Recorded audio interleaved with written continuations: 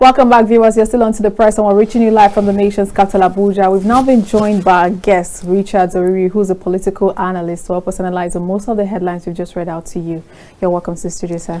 Good morning. Good morning. Good to see you, especially after the Edo election. You are looking so gorgeous. Thank you, and thank you for holding the fort throughout the Edo elections and all of that. Thank you. I know a lot of outcomes were predicted, and did you really see coming the result? Did you see it as expected? Did you think that the APC was going to take the lead in the elections? The Edo election is something that I said earlier that is an election that no one can actually predict, and it went that way.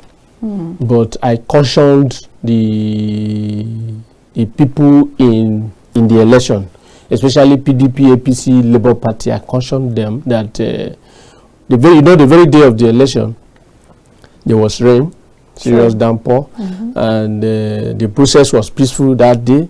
And I said it that from my experience in the past elections from 1999 to date, the main election will go on in the night after the What do you mean by the main election? The main election in Nigeria. Yes. Where we are having problem with our electoral processes is during collation. Okay. Yes, the collation process is where the fraud normally takes place. And from what has happened in Edo, yes, the wishes of the people prevailed 70-80%. On the other part again, the smartest took the day. PDP cannot say. Olamide Akwata said the election went to the highest bidder. The highest bidder because there was vote buying, and beside the vote buying, there are other unseen hands that were equally bought in the process. And all the participants in the election participated in the process of buying people's conscience. Because it got to a point that no side was seeing victory. And that was what pulled the governor, the sitting governor, to the level of visiting collation center. Because he was feeling the heat. There were rumors that he visited the collation center with a bag. With a bag? It could be, but I don't see a situation where the governor will leave his car with a bag to the collation center. I don't think that is true. It's still speculation. The entire exercise went in the way that it should go, to me, because one, if you look at before the election, after the primary of APC and PDP, too many people were aggrieved, especially from the side of PDP. Even PDP too, there are some contestants in the primary process that were aggrieved, but APC they were able to manage the crisis within their own system. But PDP could not manage the crisis that erupted after the primary. And that's why you see even the deputy governor leaving his original party, PDP, back going to APC. And too many other aggrieved aspirants. Yeah, some people say it was a total gang up against Obaseki. Looking at the Oba of Benin, looking at Adams Oshomole, Philip Shaibu, a lot of other people. And we also heard that he also had a feud with the FCT minister and all of that. More like a divided house. No, what is there is that Oshomole failed to apply diplomatic approach in resolving some crises within his environment, his political circle. He was not able to use diplomacy. He was using force out of coercion to making people to voting for him, trusting himself that he has done well for the masses. But he has forgotten that majority of Nigerians, because of this poverty that has beclouded every part of the country now, they hardly look at what you have done on the day of election. What they think of is what they get at that particular moment. And again, I am not happy with the fact that the politicians are trying to bring our traditional institution into a electoral process in Nigeria. Because as it is now, so many Nigerians, they are saying that democracy has been murdered. Democracy is being murdered. Democracy is in crisis in Nigeria and some other part of Africa, in the sense that our electoral process, the processes of our election, is not speaking to the fact that we practice democracy. And once the electoral process is not in the normal shape, then anyone looking at you practicing democracy will conclude that you are not a democratic state. And for the fact that our electoral process is not in order, any attempt to bring in the traditional institution into politics is not doing Africa, is not doing Nigeria any good. Because the only institution of governance that we have left, the only institution we have with us now that is a little bit transparent, is the traditional institution. Absolutely. And I grew up in that, from that line. I grew up from that line, and in the traditional circle, no traditional ruler from my father that I grew under as a prince, no aspirant contesting election that should be seen by any traditional ruler as you are not qualified. Even if they are 1,000, all of them should be seen as your own, as your child. And you cannot preferentially treat anyone above the other.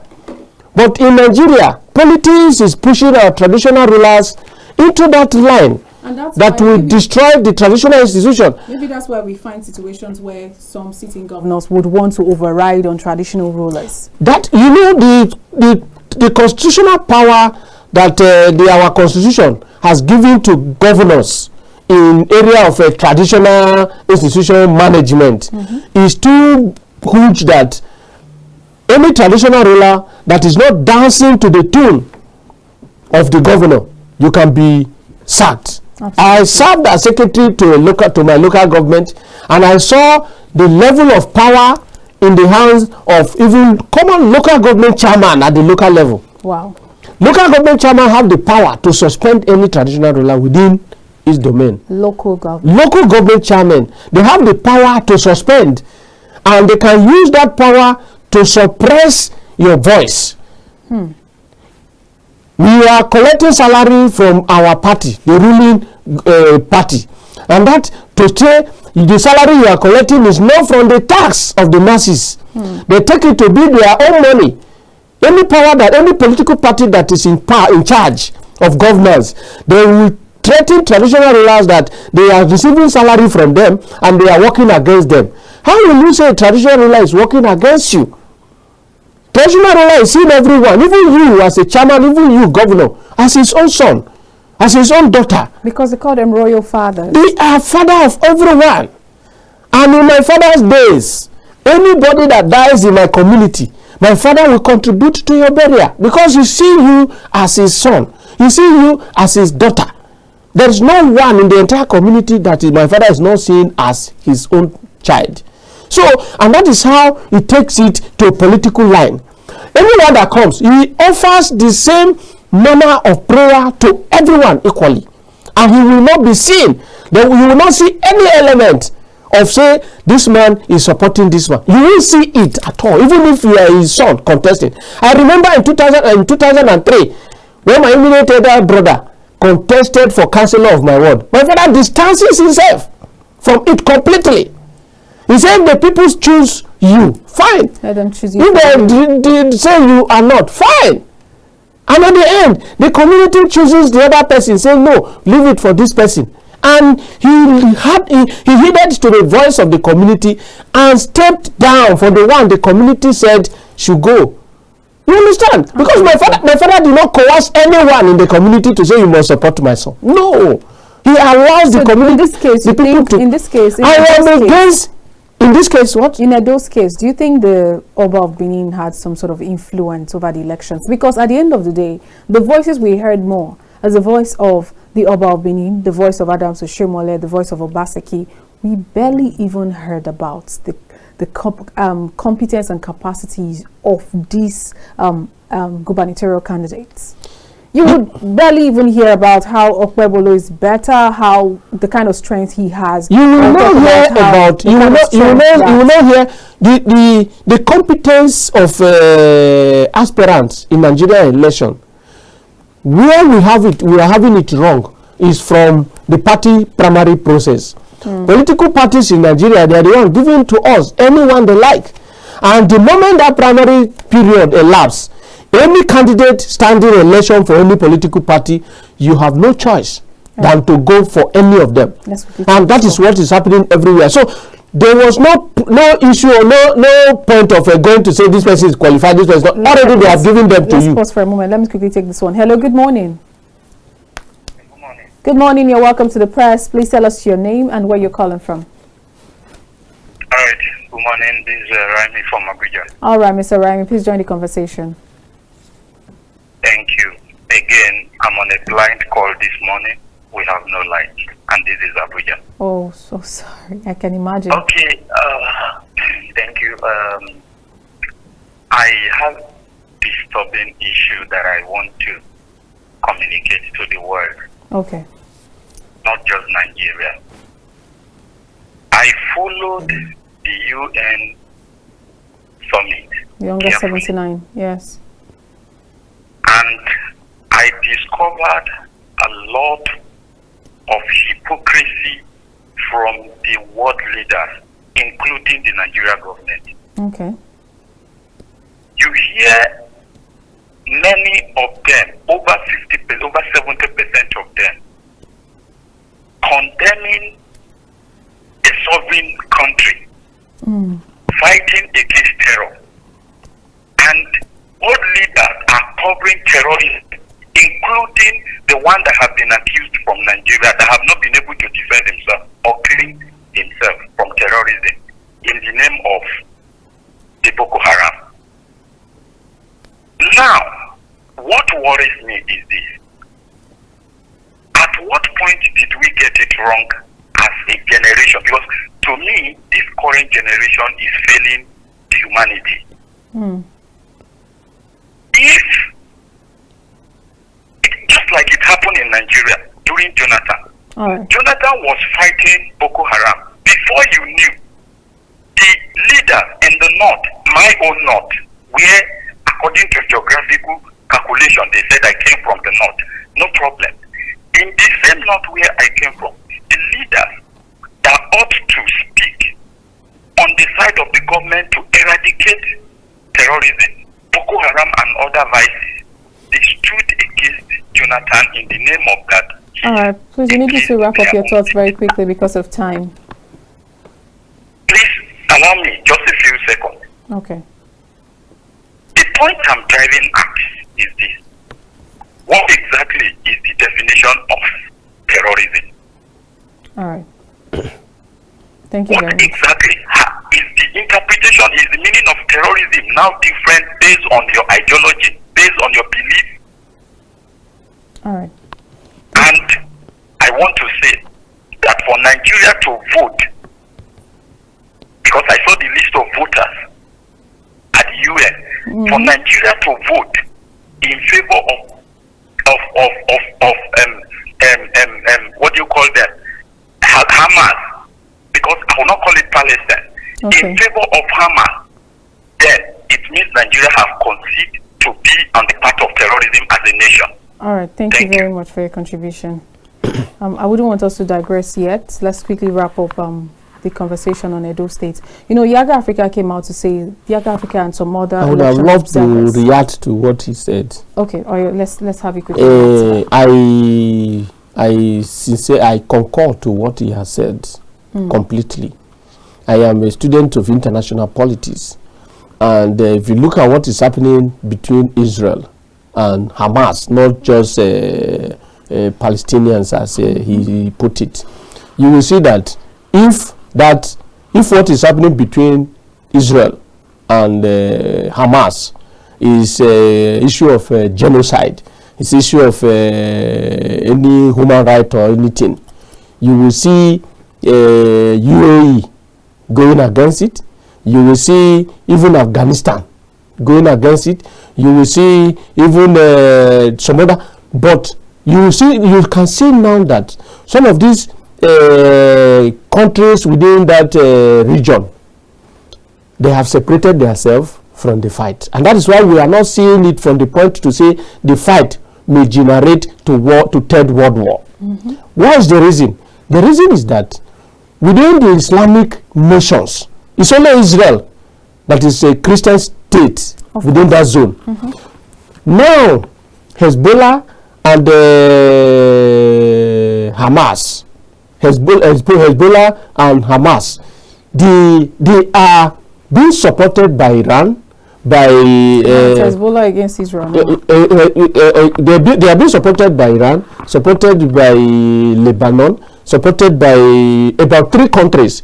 The rest of the countries within the zone, both UAE, Afghanistan, they control 85% of Muslim, but they belong to the Sunnis.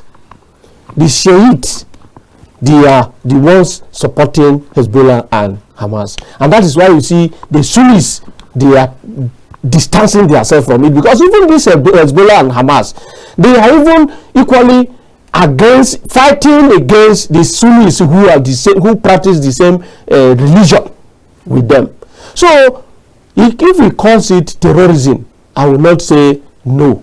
You understand? So now Israel, they are doing what they should do by defending their own country. If you look at it from the beginning, who were the first to attack? If you count the number of Israelis that were taken off the soil of Israel, up to today, they can't find them, and majority have been killed. So if you look at what is happening within that region critically, you will see that the whole world have to come to terms to say there should be peace. Every one of us, even Israel and Palestinians, every one of us, we are feeling for Palestinians who are caught in the middle of this crisis. So, but the whole issue is that we need peace, but the world should equally talk to Hamas and Hezbollah and their sponsors to calm down, so that we will have peace in the Middle East. Absolutely. Let's quickly take this one. Hello, good morning. Good morning. You're welcome to the press. Please tell us your name and where you're calling from. Speaking to Ali Umar Shamasti from Akon and Nasarawa State. All right, please join us, Mr. Ali Umar. Go ahead. Yeah, on the issue of Edo election. Yes. To me, in fact, I'm little bit confused, because we've not even recorded, we've not even seen the issue where there is violence all over. Okay. And believe me, what the gentleman said, that nobody expects what we saw, because the sitting governor is on the PDP. And to me, he slept overnight, because what he's supposed to do, he did not do it. Okay. And true speaking is that the institution of democracy has fallen already. All right. Yes, because there's no transparency in the whole thing. Alhaji Ali Umar, we need you to wrap up your thought very quickly because of time. Yeah, that's what I'm saying. The institution has fallen already as far as my opinion is concerned. All right. So that is it. That is it. All right. Thank you very much. He's faulting INEC. But election observers also said this election is nothing close to being credible, while international observers says at least it was peaceful. What's your take on the general outlook of the election? The general outlook of the election from the day of the day of the election INEC conducted the election so transparently and so peacefully from that particular day of the election. But who murdered this democracy in Edo? The ad hoc staff recruited by INEC. INEC, they are short of staff. Despite Edo is just one state out of 36, they are supposed to deploy all their major staff to go and manage this election. But they still recruited ad hoc staff, who the majority of them constitute Nigerian corpers and some professors from universities and PhD holders from university as returning officers. These were the people that murdered, if there was any murder at all of a democracy in Edo. These were the people that caused the whole crisis that we are facing today in Edo. Because what happened, the manipulation, if there were, took place in the night. And that is why I'm faulting the process of result collation in Nigeria. If the result have been were collected from the polling unit from 6 p.m. to 7 p.m., you will see polling unit presiding officers, ward collation agents, local government collections agent, and returning officers. Why were they not at the center, the collection center, at the normal time? You see some of them returning to collections, going to collection center 1 a.m. 11 p.m. Where were you after you conclude the election from 4 o'clock, getting to 5 to 6? Where were you that you could not get to collection center before even 8 p.m. or 9 p.m.?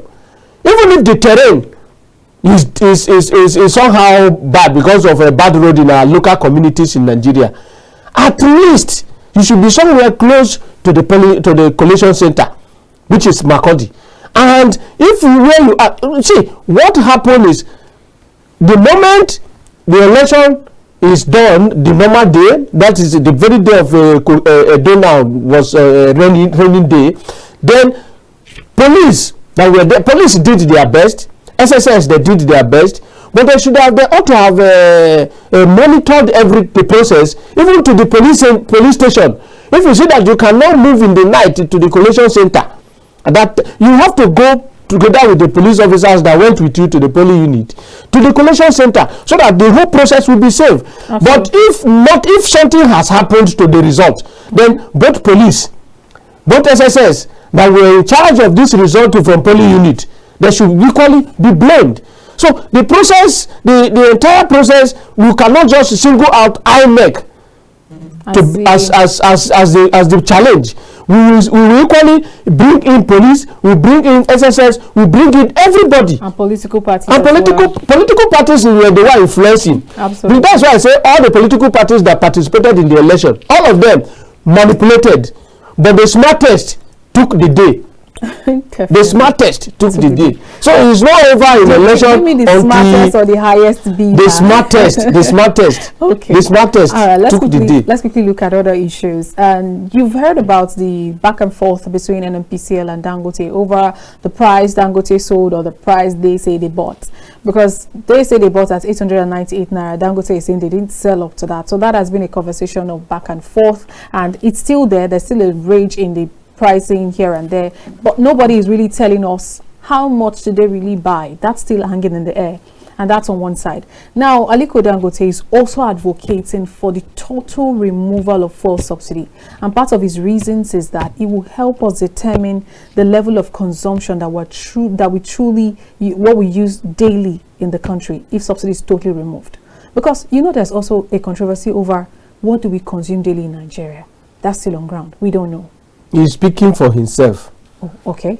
He's speaking for his own interest, for his own pocket. Okay. If a subsidy is totally removed and the level of consumption dropped, what will happen? Because if subsidy is totally removed, there is no how the level of consumption will go high, because the masses will not have the financial capacity to consume the level. It benefits him because the price will be up. The price will be so high. But it will mean that he will have very few people buying from him, except he will. There is no how you will not have buyers. But the main people that make use of this fuel for their daily survival, we don't have access to it. If you consume fuel of let's say fuel of 20,000 naira take you for a whole day, if you are a producer of let's say polythene bag, there are some small business owners who produce a polythene to wrap things in the market. Sure. If 20,000 can make you put on your gem for a whole day to enable you run your business, you will drop to 5,000. Because how many people buy polythene in Nigeria? And at the end again, you equally reduce the number of staff that you have. And that will bring total reduction in unemployment level in the country as well. So Dangote should not encourage the government to remove subsidy totally. We are even agitating that he should go into agreement with the federal government, even if they are to do it secretly. They should do it secretly. If Dangote is to sell fuel for 1,000 naira, federal government should discuss with him and pay 500 naira on our behalf secretly. If they want to do it secretly. Are you sure they are not even doing it secretly? They should pay on Nigerians' behalf 500 naira.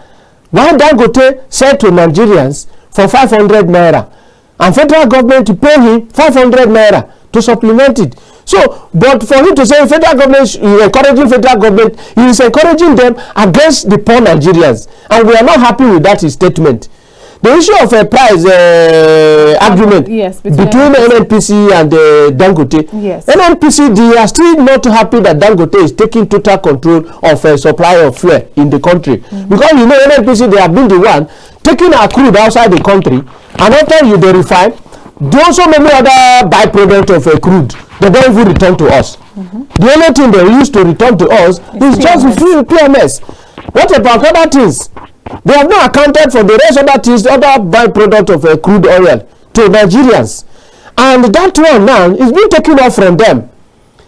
Now Dangote will be refining in Nigeria, and if he's refining in Nigeria, the only thing too he is accounting to Nigeria, to us, announcing to us is the PMS. He should equally tell us the other byproduct of crude. Where are they going to? What are they? How much are they generating from it? So that Nigerians will know. But NNPC should leave Dangote alone to carry out this exercise of crude oil refining for us in Nigeria. But Dangote, as well as he's doing, as Nigerians are supporting him in this angle, he should equally be discussing, because he's our representative now in the oil sector.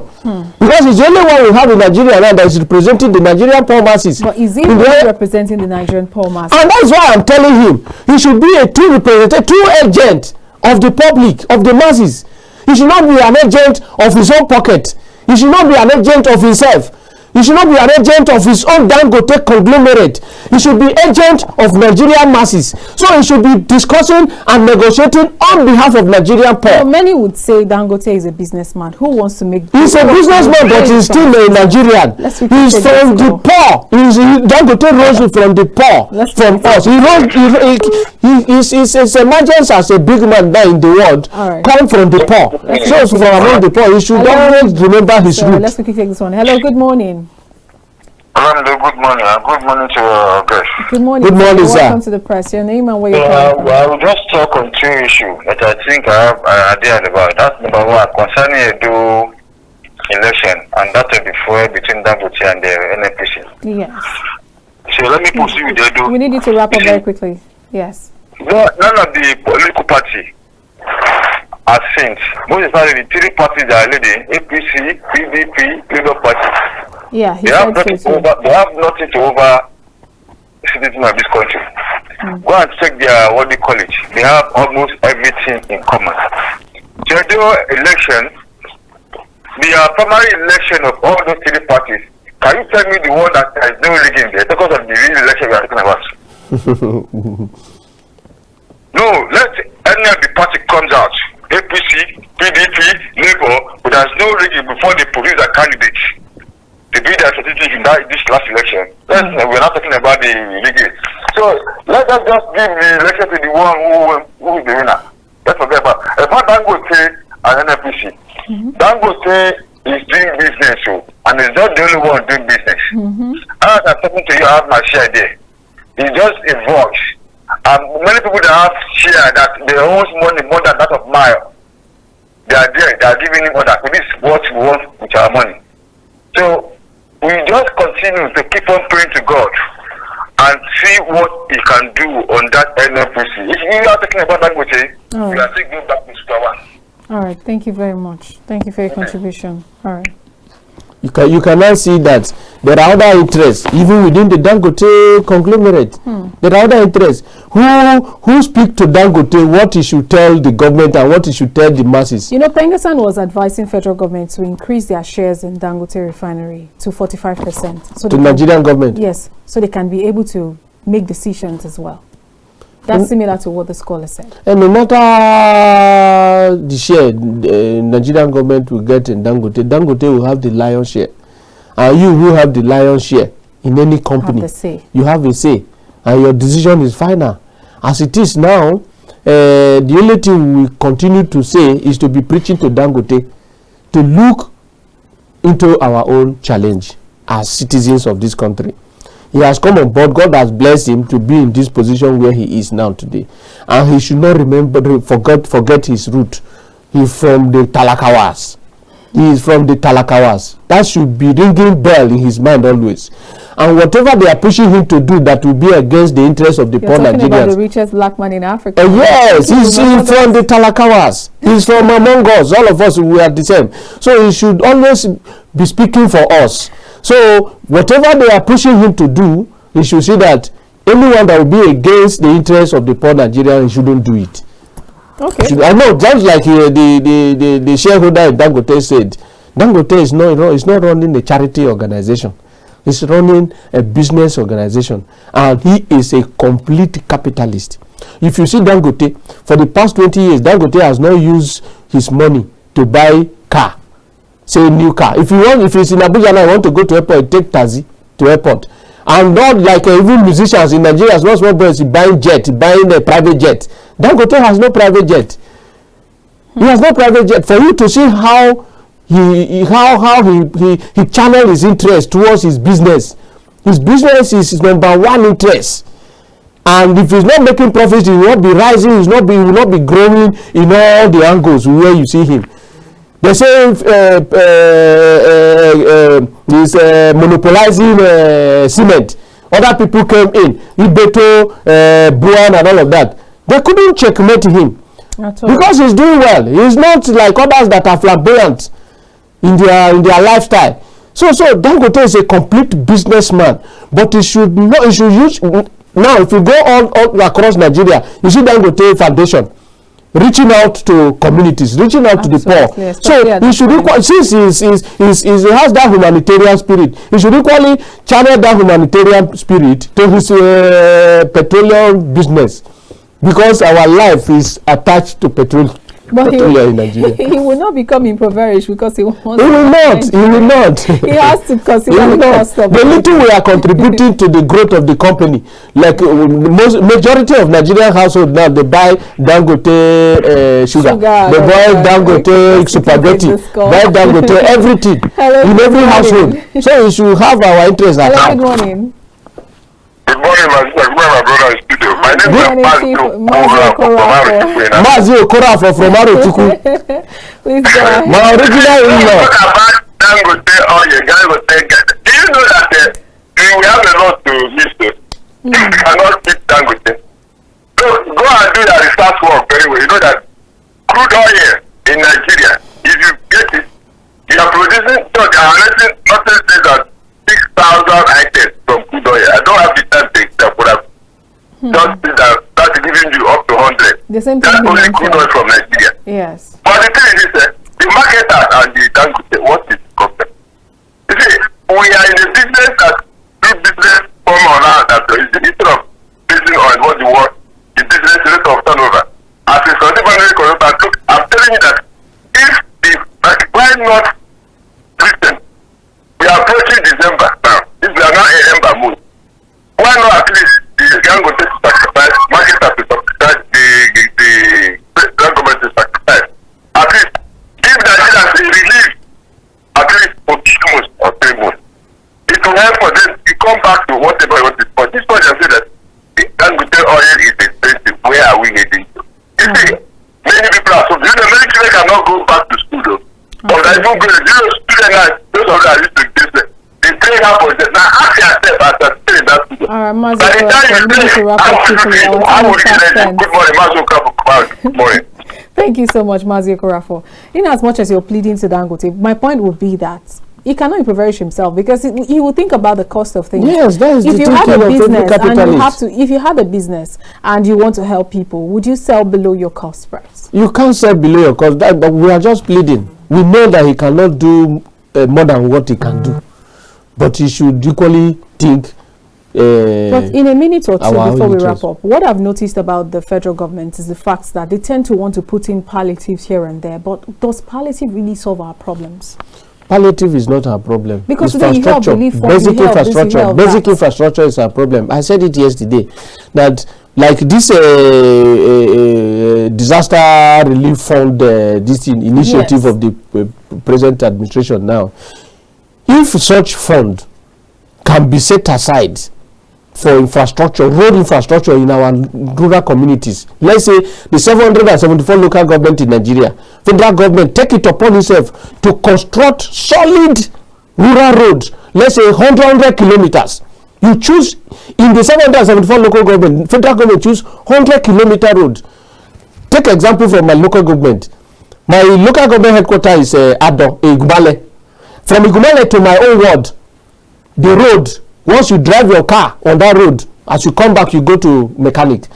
If it's just 17 kilometers from the local government headquarters to my ward, 17 kilometers, you pick 17, you go to another ward, let's say to Royal ward, you pick from the center to Royal, it's not up to 20 kilometers. You pick like that from all the, construct it, give rural communities good roads, and you will see that transformation, even the migration from rural to urban, will be reduced. If we have roads in this country, our farm produce will have access to market and everything will change automatically. Palliative can never solve a problem. Absolutely. But the attention should be channeled towards rural transformation on roads, schools, health, agriculture. That's all. Most importantly, agriculture. Yes, we have to eat. That's all. That's means of survival. That's the only thing that will save us. Thank you so much, Richard. It's my pleasure. It's always a pleasure having you in the studio. Thank you so much. Thank you. All right, viewers, that's where we draw the curtains on today's episode of The Press. I'll see you again tomorrow. I am Olamide Alhassan. Bye for now.